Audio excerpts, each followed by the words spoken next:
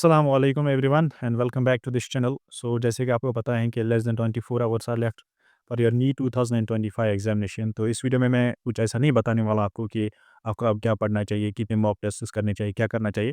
But I will just recommend you to just relax and जो आपने अभी तक करना था वो आपने कर लिया है।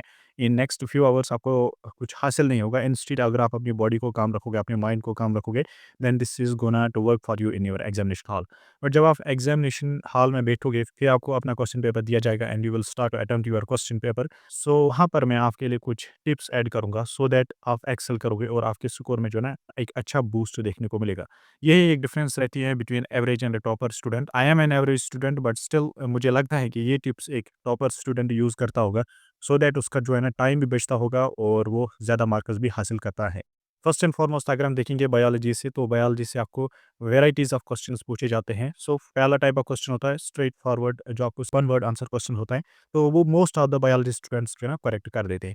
बट उसके बाद आते हैं हमारे पास असर्शन रीजन टाइप क्वेश्चंस। वहाँ पर मैं आपके पास एक टिप ऐड करूंगा जो मे बी आपको फ्यू 20-30 सेकंड्स बचा सकता है कि अगर आपके असर्शन रीजन टाइप क्वेश्चन में असर्शन वाला पार्ट जो दिया होगा वो करेक्ट है, दैट मीन्स आपको ऑप्शन ए या बी करेक्ट हो सकता है उस क्वेश्चन का, सी एंड डी को आपको बिल्कुल नहीं सोचना है। बट अगर आपका असर्शन गलत दिया है तो आपको सी एंड डी ऑप्शन करेक्ट हो सकता है, ए एंड बी कभी करेक्ट नहीं हो सकता है। उसके बाद नेक्स्ट वेराइटी ऑफ क्वेश्चन आपको बायोलॉजी में होता है या other parts of the question paper में भी हो सकता है, that is match the column type of questions. Usually देखा गया है कि match the column type of questions में एक करेक्ट मैच करोगे आप, उससे आपको जो है ना एक करेक्ट ऑप्शन नीचे मिल ही जाता है। सो यहाँ पर भी आपको एक टाइम सेविंग फैक्टर आ जाता है और थोड़ा स्मार्ट वे में क्वेश्चन सॉल्व करने को एक तरीका मिल जाता है। तीसरा वैरायटी ऑफ क्वेश्चन होता है that is statement based question. Statement based questions तो आपको एक तो स्टेटमेंट्स को केयरफुली पढ़ना ही पढ़ना है, that's must here. But end पे ये लिखा होता है कि out of the following statements which are the how many statements are correct. Out of the following statements all are correct except. तो एक्सेप्ट, इनकरेक्ट और करेक्ट वर्ड्स जो bold letters में होता है उन पे आपको फोकस करना होता है और उनसे ही आपको क्वेश्चंस को करेक्ट करना होता है। अगर वही वर्ड आप स्किप करोगे तो फिर क्वेश्चन को रीड करना या क्वेश्चन को अटेम्प्ट करने में आपका कोई फायदा नहीं है, क्योंकि आप क्वेश्चन को गलत अटेम्प्ट कर सकते हो। ये वैरायटी ऑफ क्वेश्चंस जो मैंने आपको बोले हैं बायोलॉजी सेक्शन, ये आपको फिजिक्स में भी आ सकते हैं, केमिस्ट्री में भी आ सकते हैं। बट एक और वैरायटी होती है हमारे पास क्वेश्चंस जो फिजिक्स एंड केमिस्ट्री में मिल जाते हैं, that is numerical type questions.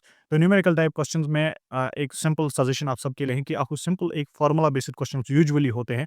Usually formula based question होते हैं, ज़्यादा बड़ा कॉन्सेप्ट बेस्ड क्वेश्चन नहीं होता है। एक या दो आपको वैसे क्वेश्चन मिल जाते हैं बट यूजुअली आपके पास फार्मूला बेस्ड क्वेश्चंस होते हैं। तो उन फार्मूला बेस्ड क्वेश्चंस में आपको क्या करना है, एक तो एक जो अप्रोप्रिएट फार्मूला है वही यूज़ करने हैं ताकि आपको एक करेक्ट आंसर मिल जाता है। क्योंकि आपको पता है कि एक आंसर निकालने के लिए 2 फ़ॉर्मूलाज़ में भी अवेलेबल हो सकते हैं। तो एक फ़ॉर्मूला से आपको गलत आंसर निकल सकता है और दूसरी फ़ॉर्मूला से सही आंसर निकल सकता है। सो दैट्स मस्ट हियर कि आपको एक एप्रोप्रिएट फ़ॉर्मूला यूज़ करके क्वेश्चन का आंसर निकालना है। साथ ही साथ साइन कन्वेंशंस पे आपको बहुत ज़्यादा फ़ोकस रखना है ताकि कोई मिस्टेक ना हो जाए। यूनिट यूनिट जो होता है, ऐसा यूनिट यूज़ करना है या किस यूनिट में आपको आंसर माँगा गया है, उस यूनिट के हिसाब से आपको आंसर निकालना है ताकि आपको +4 मिल जाए। So these are the tips you need to follow in your examination hall while attempting your questions smartly and correctly. Thank you for watching this video and all the best for a NEET 2025 examination.